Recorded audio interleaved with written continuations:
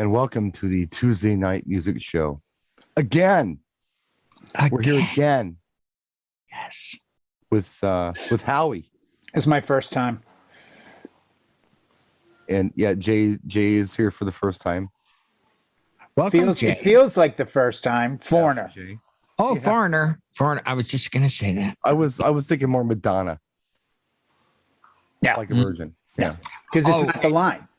And feels like the first time, feels like the very first time versus like a virgin. Huh. Yeah. And speaking of music, your previous show, Brian, when you said asleep at the wheel. Love asleep at the wheel. I thought of that country group from the 70s, Asleep at the Wheel. Yeah, that is the group. Yep. But they had a pop hit back in like 78, 79. Yeah. Yep. Driver's Seat. Driver's Seat. Seven Tears.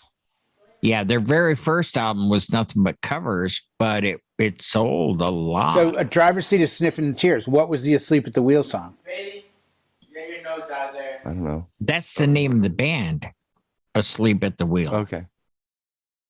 We'll anyway. Take your word for it, old timer. Music. I don't remember that one. Thank you.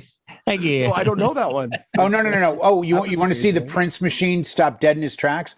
Hey, tonight we're going to talk about Graham Parsons. Brian, you go first. Oh, Graham Parsons that died in the desert. Ooh. You know, I don't want to talk about this for the whole show. No, hold on. The Achilles heel's been exposed. Bear with me here. I got a topic. Okay. Got a topic. All right. It's not Graham Parsons. Hey, we're on. Not We're Graham on. Parsons. No. We're on. We got a topic. I have All a right. topic, and I'm gonna just say that my example isn't the show topic. My example is strictly an antidote to what we're going to be talking about. Does that make sense to you? Sure.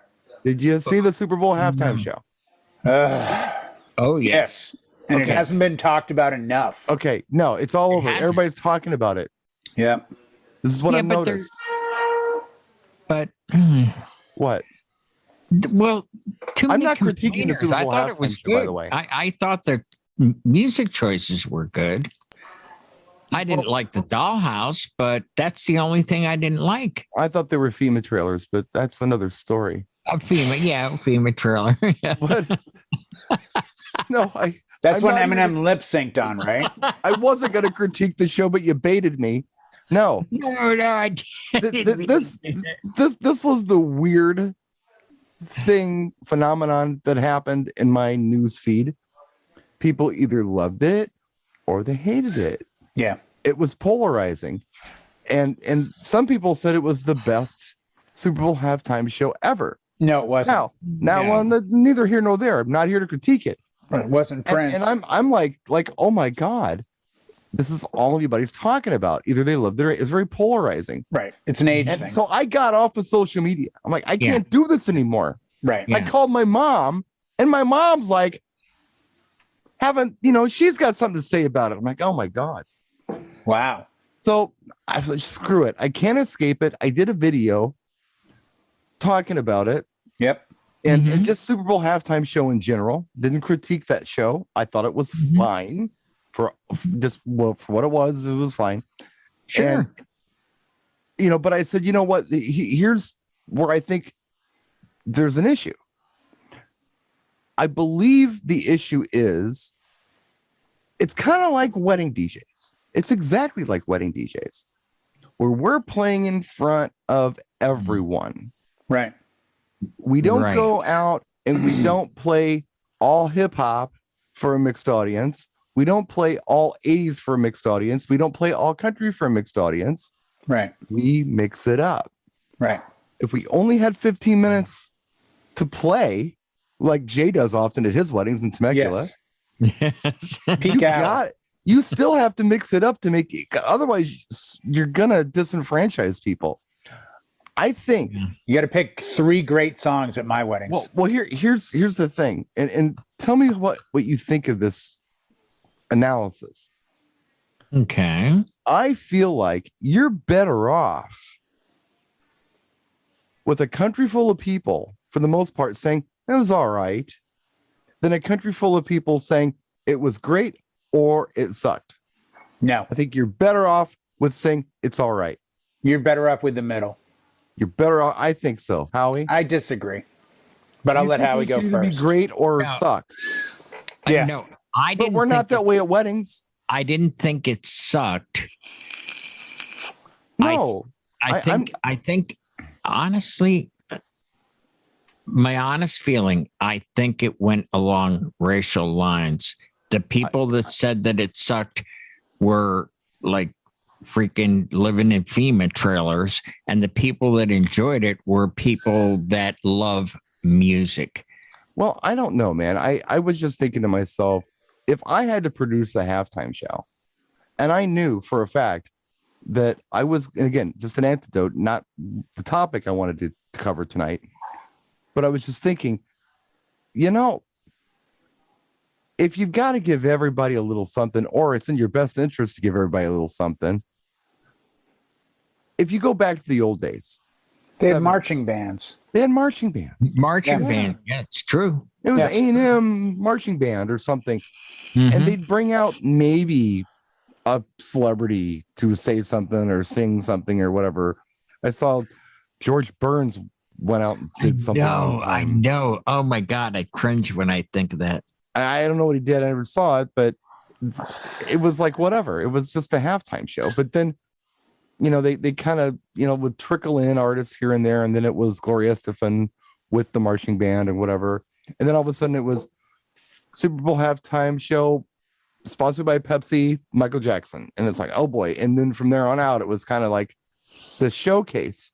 Right, but they also did the triples. They did the like Katy Perry with Red Hot Chili Peppers and Bruno Mars, and then they went back to the single acts, and then they went to. And by the way, if nobody knows this, they are paid $0 to perform at the Zero. Super Bowl. Zero. I was thinking that a really cool format would be, from a wedding DJ's point of view, knowing what we know about people, Play knowing country. how we're trying to give everybody a little something, especially like in that family hour. Yeah, I'm no, dead not serious. paying attention to Jay. What would happen if you did like an all-star band kind of thing? I'm thinking about Ringo's all-star band. Mm-hmm. I mean, it would rotate. I think it was Colin Hay from Men at Work one time, and Sheila E. was in that band, and the guy from Supertramp was in the band, and maybe the guy from Ambrosia was in the band, and they had all these different people that would come together, and you'd have like a really good keyboard player and a really good guitar player and a really good drummer.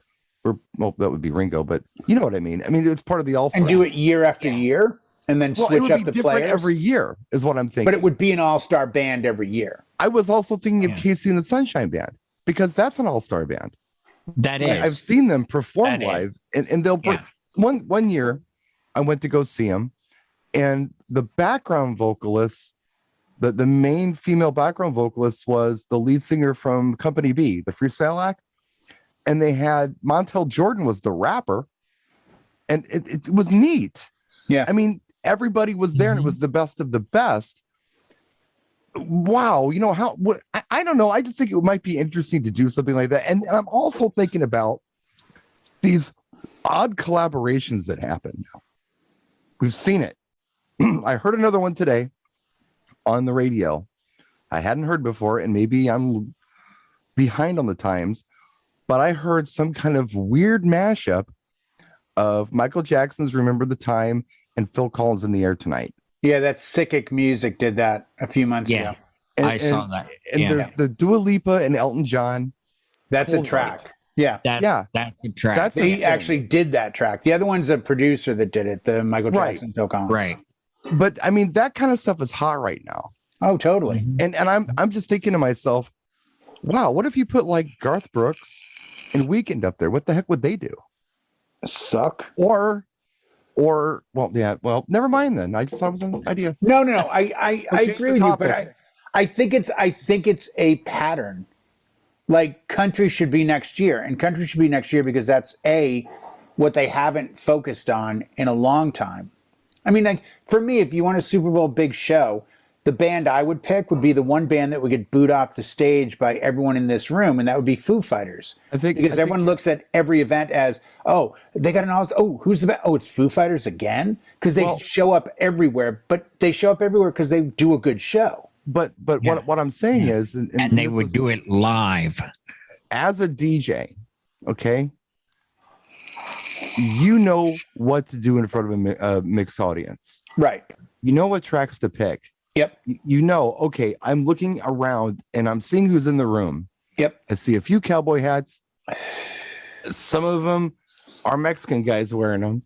Yep. Some of them aren't. You know, I see some teenagers. I see some girls or couples in their 20s. I see some couples in their 50s. I see some couples in their 30s. I see grandma over there. In fact, she's at the table with all the answers about her age.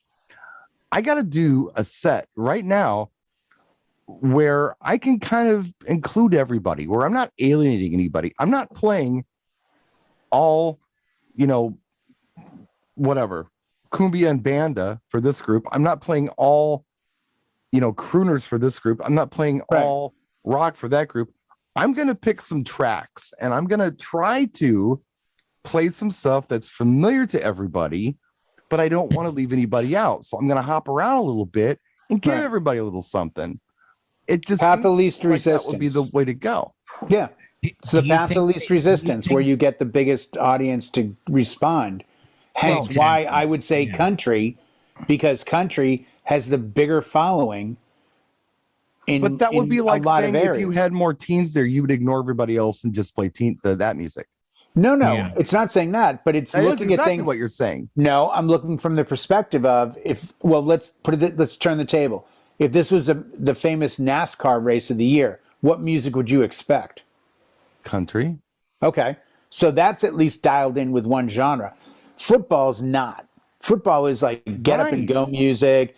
Like, look at what DJ, like if you've ever DJed a sporting event, you're not playing Barry Manilow Weekend in New England between plays. Right. You're playing like get up and go crazy music. Well, I don't know if I mentioned it or not, and forgive me if I didn't, but I didn't mean for this to be a Super Bowl show. I was using that as an antidote to what do you do for mixed audiences. Right. And I think it's a great topic because I think it opens up to, I think the learning lesson from this Super Bowl is, do you take a 15-minute segment of the night and instead of playing a Dr. Dre and then a Paperboy and then a Bruno Mars, do you start looking at your audience at a wedding and going, hey, you know what?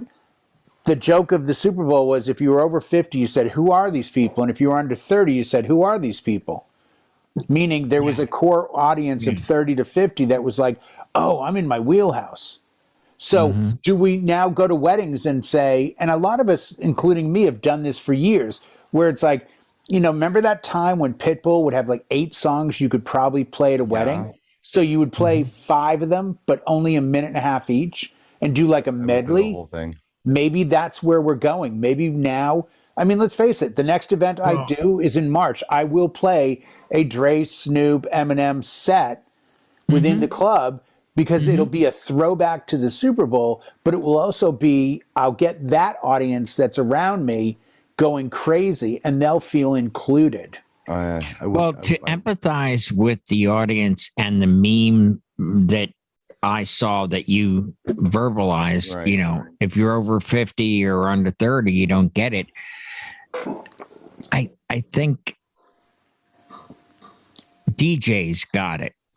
Because we lived it and I knew every song and I'm like, oh, that's really cool, but I think you're right. There's certain demographics that didn't get it. So if they didn't understand, oh, well, I hate it, which is kind of strong. Well, it was just really polarizing either way, but I mean, we've seen it before. Hugely. Yeah. I don't know. I don't know if we're going to make this about the Super Bowl. Let's just do it. I guess I'll just stop trying to dance around. No. It's done already. We're 15 minutes in. And that's all we've talked about. But if I was going to produce this thing, I think that first of all, you got to stretch it a little bit. If you're going to do what I'm suggesting, 15 minutes isn't quite enough time. an extra 5 minutes, hey, you know what? Maybe we can work with that. I don't think Hey, they have that you time. You know Way what? to You, go. you know, you make a good point. Like they're rushing this thing because it's halftime. It's like, Jesus, this thing ends at 10 o'clock at night. Why not let them do a half-hour show? No, And that's too long.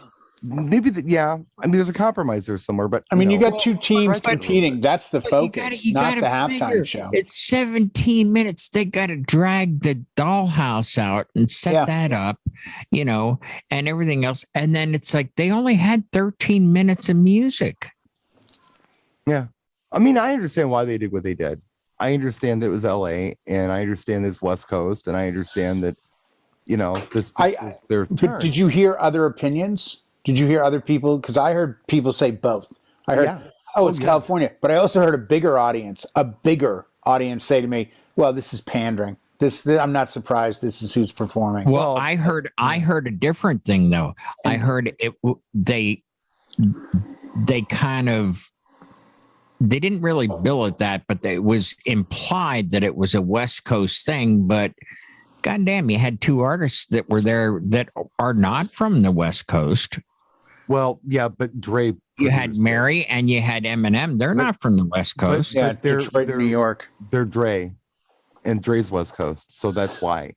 Yeah, and Snoop's Long Beach. You're in Inglewood. Dre is actually, and it's kind of weird because I think we was thinking Dre is this rapper guy, and he is, but he's produced some neat stuff that, like the Michelet stuff I was talking about a couple weeks ago. That was Holy him. cow! You know, he's signed all the big artists. He's a billionaire. He's well, that's based on beats. Let's be honest. Apple spent $3 billion to buy him and Jimmy Iovine out, so he got his cut.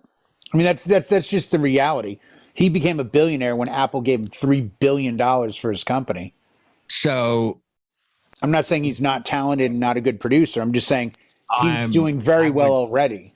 I would say he's a good businessman if he sold something for $1 billion. Oh yeah, Apple came in and bought out. Jimmy Iovine owned Beats by Dre because he was walking down the beach and had an idea for headphones, and up on a balcony in Malibu was Dre, and he said, "Hey, let me talk to you. I got an idea. What do you think?" "Yeah, I'm on board."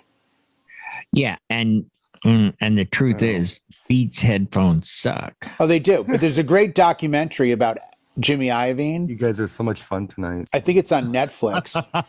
It's like a 4-part documentary. Very interesting. But they go over the whole process, and it's intriguing to see it go from an idea on the beach to give us money, you know? Yeah. I think the learning lesson, Brian, and it'll be interesting to see next year, and I think they'll cave to the pressure of having a Garth Brooks, Luke Bryan kind of thing going on next year, whatever. But, you know, I think the NFL has been in is a terrible example because they've been in so much trouble over the last few years between players getting concussions and dying, and the whole Colin Kaepernick issue, and the issue in the front office, and coaching, and GMs, and ownership. And I think they're, you know, Goodell is constantly trying, like, okay, how do I spin this? You know, the girl they had a country girl sing the national anthem, and I thought she did a great job. She did. Well, But she also represented a group. Well, so in their eyes, I think it was. I mean, you know. Yeah. Well, I don't know, man. I'm not suggesting that it's particularly exclusive to this show where it's alienated a lot of people. I'm just saying that I saw a lot of it, you know, a lot of polarization with this one on social media. We watched it. I'll tell you right now, we wouldn't turn on a country halftime show. We weren't watching the Super Bowl. Well, I was watching the commercials and doing other things. Blanca was not. She was watching home improvement shows. But she turned the channel when the halftime show came out because she was interested in seeing it. And that's the point of it. If it's a country show. Right. Yeah. But that's if it's that big of a draw, I mean, I don't know. Geez, again, I have nothing to do with this. I'm not the NFL. What the hell do I know? But man, if they just stretched it 5 minutes, and how relevant is Elton John and Dua Lipa's Cold Heart right now? They could have put it right in the middle of that. That's what I said before. Right in the middle. You're going to do Stretch this. it a You're going to be the little bit. main thing, but we're going to do this other thing right in the middle of it. Or But something. now, I don't know. If they stretch that 5 minutes more, they're getting $7 million for what, 30 seconds? So they have, what do they got? 10, that's an extra $70 million worth of commercials. Come on. Well, Give us 5 more minutes. They look at it the other way. They look at it the other way, Howie, as we'd rather sell $70 million worth of commercials in 5 minutes than give the performers 5 more. I mean, when it was in San Diego, perhaps, but you know what? Your ad dollars might go further if you mix it up more and bring a bigger audience in. yeah, but the ad dollars are already established before the group's announced. I worked for the NFL for when they were in San Diego, and it was amazing to watch the intricacies with which, because I worked directly for the head of marketing for the NFL. She came into town, and it was like the most incredible machine I've ever seen. I did a party for the commissioner. I did party for ESPN on boats because I ran boats then. And they had stuff down to the second. I had to get a gobo of the Super Bowl logo. I had to sign an NDA. I had to bring the NDA to the place that was cutting it. They had to sign it. We had to fax them back. I mean, they were very, very, very on top of it. And I remember at the time being a DJ saying, who's the halftime act? And she's like, it's Shania Twain. And they were out at Jack Murphy Stadium in San Diego, testing everything, performing for 8 straight days, running through, doing fireworks, getting the staging out, getting it back. And they're just so well oiled, and this is how we do it. So I think even recommending 5 more minutes, I think they're wound so tight. Brian, I'm out of school tonight. Then I'm sorry. We'll talk about something else. No, not at all. Not at all. Not everything I've said tonight. I'm agreeing with Brian. It's not that I'm shooting it down. I'm giving the counterpoint to it. A side note, Cadillac was a sponsor. Jane, you ignorant slut. Yeah. Cadillac was a sponsor of the Super Bowl. They brought in 75 blue, not black, blue Cadillac Escalades with Michigan license plates that said manufacturer on them. Those were brought into San Diego, and that's what everyone from the NFL was using because they were everywhere. And I remember saying to Nancy, that's product who I worked with, and I'm like, what's with all the Cadillac Escalades that are out front? There's 9 blue Escalades. She goes, oh, they're a sponsor, so that's what they've given us. I'm like, this is insanity. But I think it speaks to what we do as DJs, where we have to know our audience. But I also think it's too polarizing to not mistake that it becomes a political statement almost, that it becomes a social statement almost. I wasn't even thinking in those terms. I was only I was only thinking in terms of, if you've got a nationwide audience, maybe you should play to the entire nation and try to give everyone in the nation a little something.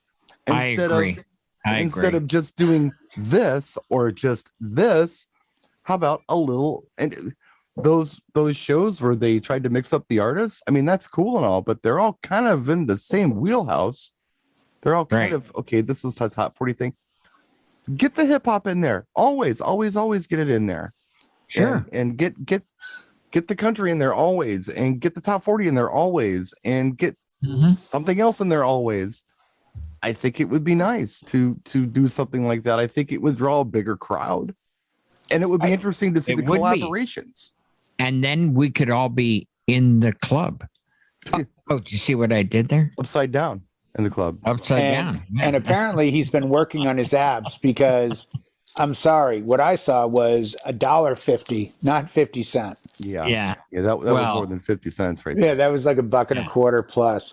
No, I think I don't think it's there to make the statement we think it's there to make. Well, I think they look at it as, hey, we're not going to pay you. What do you want to do? Like, because there are acts that have been offered the Super Bowl that have said, how much? And they've said, we don't pay. And they've said, no. You're looking at the business end of things. I'm looking there at it have from been. a programming point of view. I know, but Brian, I think that's my point. It has to be all inclusive. I think. It's You not, have to put it this way. If the Super Bowl is in Atlanta next year, would it make sense to have Dre and Eminem and Snoop and Mary J. Blige? Would that make sense? Or would it make more sense to have Jermaine Dupri and Ludacris? And like, they have to make nods to the locations, and the locations are always sunny.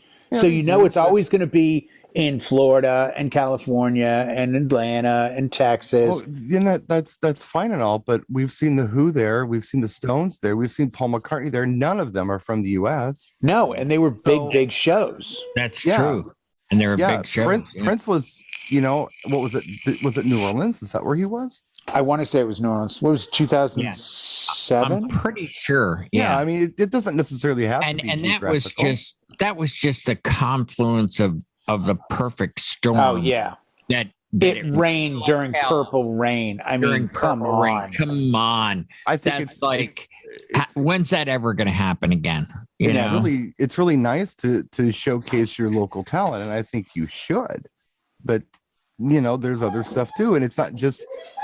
I thought it was really cool, and we did, and you know what? No, I'm not doing it because it was so painful for me to watch it. Yeah, but we're music lovers. That's why we enjoyed. You know, we may have changed a few songs, but I enjoyed the music. And even though, and goddamn, these people that are complaining, oh, they were lip syncing. Of course they're lip syncing. They got 2 minutes to get the set up, and then they start to perform. There's no way you can do live sound. They've been doing lip sync for years. You mean Prince lip synced? No, but I'll say didn't. this. I will say Well, this. he didn't. They didn't have to. Well, hold on a That's second. my attitude. Hold on a second. Well, you In their got a point. defense, and maybe I'm just out of school here on this, Very old. but I'm thinking that the art form of rap Yes. isn't necessarily a stadium performance piece. It's more of a more intimate venue piece. To me, that's a When you valid try to do statement. it- That's the Yeah. when you try to do it at a stadium, It's a tough sell. yeah. Yeah, if you do like LL Cool J with Mama Said Knock You Out, you're going to get a crowd going, oh, I know this. And I think that was part of it with Dre and Snoop was the audience knew it. right. And they played off of, this is LA, we're in Compton. I mean, you know, so if you don't know this, SoFi Stadium is in Compton. It's like Inglewood, Yeah. Compton. It's right there. Oh, so Like- it's a good neighborhood. It's getting there. Well, Yeah. It's also Yeah. the most expensive stadium in the country. well, Like I thought $7 billion. I don't know. I thought Snoop did a pretty good job. I mean, he was the first guy up there. if Snoop I was very remember good, I thought. right. No, did. but I mean, Yeah. he commanded the crowd. And of Snoop course could they read the got it. phone book and it would sound good. He's But got a just- swagger. In He general, does. He in does. general, I'm Yeah. just thinking the art form of rap isn't necessarily a stadium performance piece. That's all. Unless you have 20 rappers doing their thing really well, really rapid fire. Well, I Like just noticed if the that, Super Bowl is Miami, I want Will Smith to do Miami. Mhm. well, I had just noticed that, you know, when Kendrick Lamar went up there, it was, I remember hearing this a long time ago. It's an interview with Tim Curry for Rocky Horror Picture Show. From Rocky Horror. And he was talking about, they were interviewing him during the filming of the movie. And he Mhm. was in the play. I don't know where it was at. I think it was in London, and then they brought Yeah, it. it was like London West End or something. Yeah, London was the first play. Yeah, Yeah. written by Richard O'Brien. and they asked him, you know, well, how was it doing this? He says, well, it's a little different because, A little. well, no, he said it's a little different doing the movie because, you know, doing the play, when you're on stage, you make these real exaggerated gestures. You say things very theatrically, and you know, you might, if you're going to raise your hand in a play, you might go like this, but if you're going to do it on film, you might just do this. because you Right. don't need to. And we all know different how much you love musicals. Yeah, I do. But no, I'm just saying he made an interesting point where live performance is different than on the screen, where it's more Yes. intimate on the screen. Where at live, it's like you tend to exaggerate your gestures. I was noticing Kendrick Lamar was really over exaggerating his gestures, but that's probably because he was in a stadium. But we were watching it on a television, which was more intimate. So it was just a weird translation. I don't know. It's where it would have maybe looked more natural to us as viewers if his statements wouldn't have been as exaggerated. Well, and he was shot. I agree. In his defense, the two things that I didn't get about him: one, why was he on the stage on the ground? And two, why I think he got a Grammy on his first album, or at least it was nominated. I mean, he's got some great songs that are well known. Nominated. That He didn't wasn't it. He Okay, didn't he win. didn't win. But the song he did, he's got better songs that are better known. Like if you've only got one shot, give them what they know. Try to get Wait a minute. One shot. That's Eminem. He did that But- song. Yeah, but the two Yeah. songs Eminem did, I was both like, okay, I get it, but I'm kind of don't get it. Like, I totally get okay, it. one shot he's doing because Super Bowl, okay, No, but he's- like, I would have been totally all over behind My Name Is. Like, I would have totally tried to like get people being like, "Oh, what is this? I like this." Because the other thing about the Super Bowl is, famously, just like the Grammys, just like different award shows, the next day, you usually see a spike in sales on the artist due to their performance. I guarantee if you were to track Prince's sales the day that Monday after the Super Bowl, I guarantee they were that's a- higher than average. That's a known fact. Yeah. Well, there's a lot to unpack in what you just said. First thing you said was you didn't know why Kendrick Lamar picked the song he picked. And you had said earlier that they don't get paid for this. So Right. you might as well promote his latest track. Now, on the other hand, a guy Ooh, like that's a Eminem, good point. That's a good point. a guy like Eminem, who I really do like. I like Yeah. the guy. I Yeah. like, I'm thinking to myself, let's pretend that you're not an Eminem fan for a minute. Right. But maybe you've seen the movie 8 Mile and you like it because it's a really good movie. He was playing to the audience. Eminem was the one that He stood out did. to me as getting it and understanding who he was performing in front of, and he did exactly what I think he should have done. I think he should have been the choices. closer. Yeah, I agree. With my shoe? I He agree. came in right though, with the thing exploding, and it was this big deal. He came in right. I think I mean, the 50 Cent thing, was highlighted. and they said, "Oh, we're bringing in special guests." So I thought, "Oh, they're going to do the Tupac hologram and do California Love," Well, because that to me made total sense. they Like, did the piano, they right. did the piano tribute, or bring in Roger Zapp and have him get like pop up on stage like California Love. he's dead. Roger Troutman's Yeah. dead. Oh, well, He maybe killed his son. himself. Well, get his son. Oh, I didn't know that.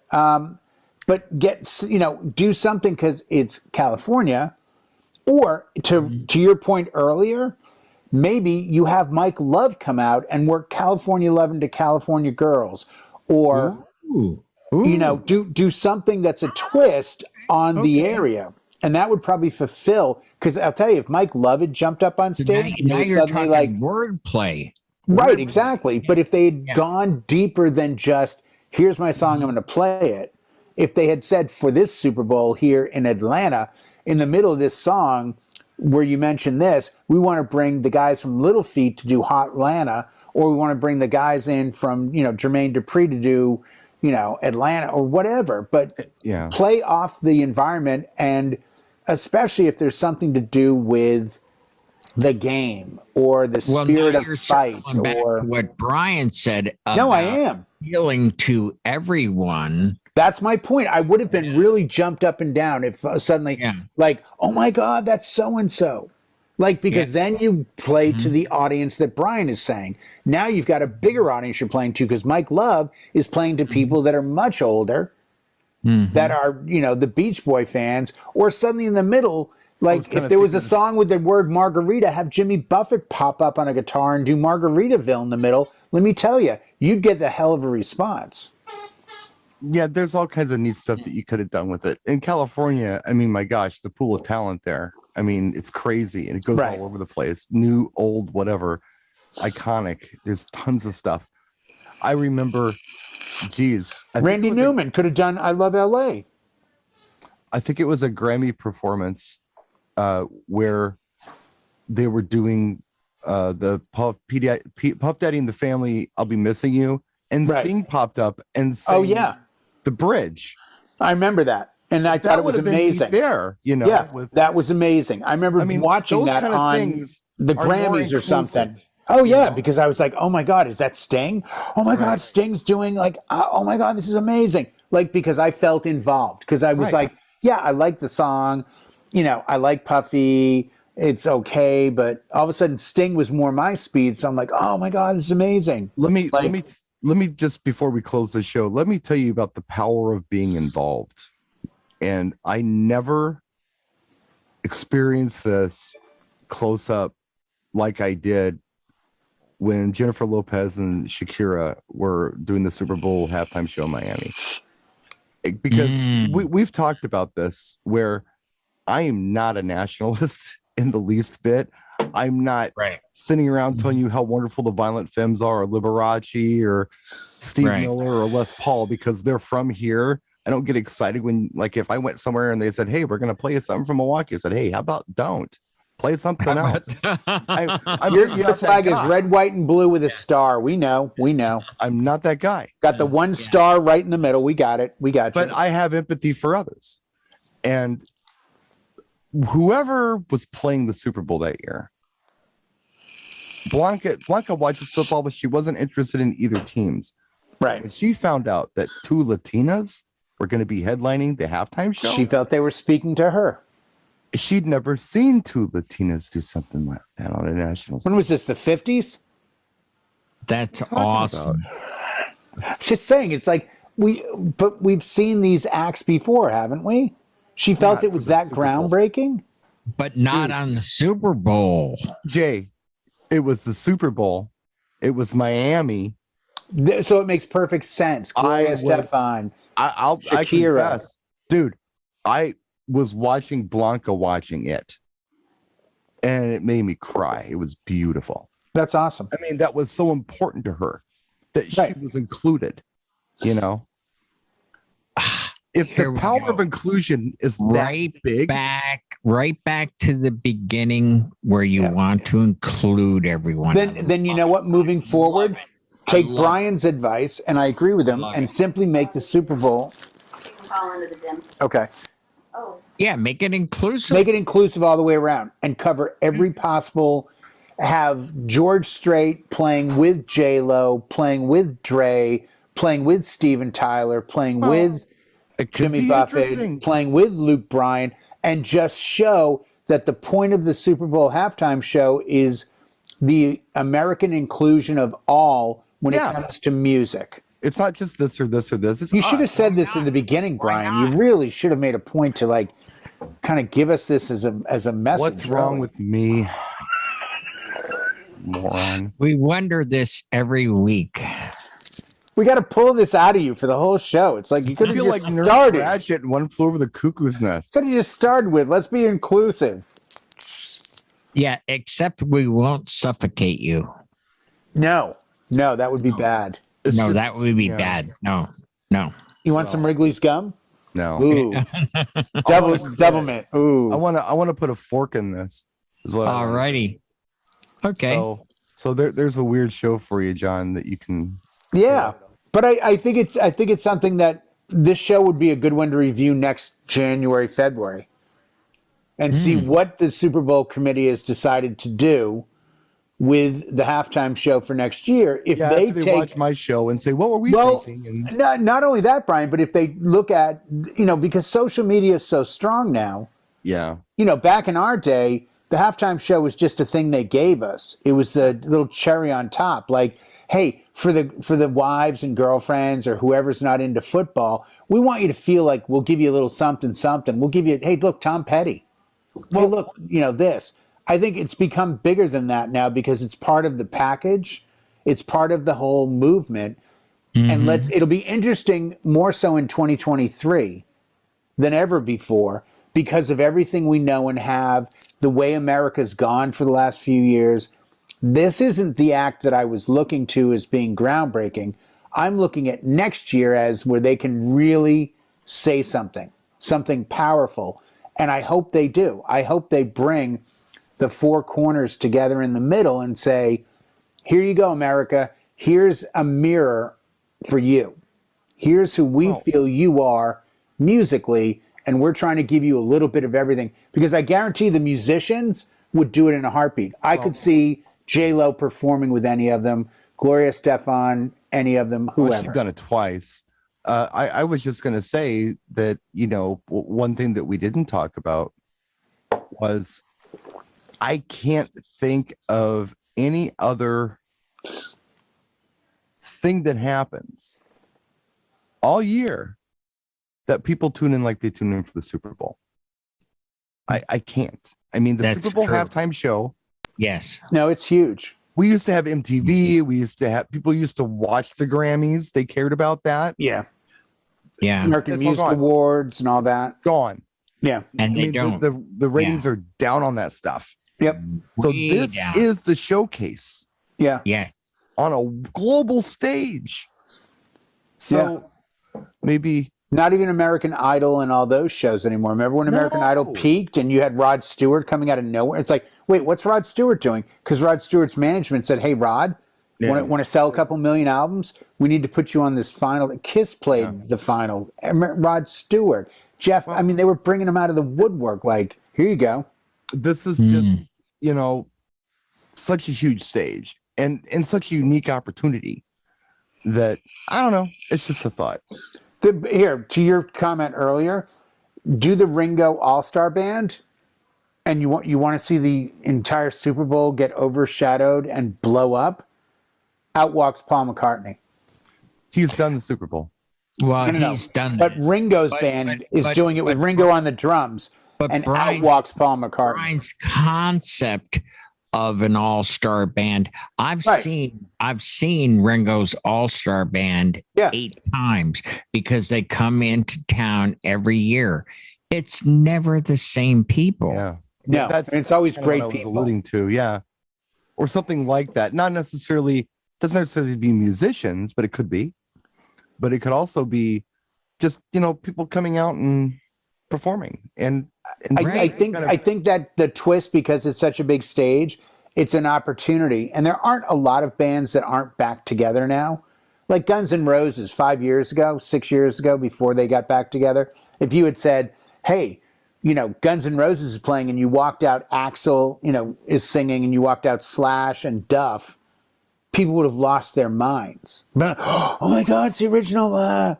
But there aren't those bands anymore because people are either dead or they're just not there. Well, yeah. So, you know, I can't even imagine what I would consider an all-star band today. Like, hey, everyone, Chad Smith from the Red Hot Chili Peppers and the drums. Yeah, that's cool. He's a great drummer. But it's not... Like I said before, don't worry about musicians. I mean, that was just an example. Just worry about a collection of diverse artists coming together and doing something. No, I agree. That's a thing right now. I agree. So maybe at some point we should make this band. Well, no, we can't make the band. The band. No, we can. We can just pretend we can make the band. We can theoretically on drums, on percussion, Sheila E. On drums, Ringo Starr. On bass, you know, whoever. On guitars, whoever. On vocal, 5 different singers. I mean, I would love to hear that. I would love to hear 4 different styles of music singing. They do that every year at the Rock and Roll Hall of Fame. They have that one big jam at the end. Yeah. Right. But maybe that's the new Super Bowl band concept moving forward, and then have rappers come out and maybe they rap over the original sample that's actually being played by a band. Yeah. That would be cool. Everybody's happy. Everyone's thrilled. And everybody, Well, once again, I have tied this package together and given everyone a reason to watch because I have now found what Brian was trying to say. I apologize for the time, but it takes a while to pull it out of him sometimes. It's okay. Sorry. But I think now you know where Brian's coming from. He would like to see Ringo Starr play the Super Bowl. Okay, great. I think we know what's going on We'll see you next week with the Violent Femmes. Bye. Good night, everyone.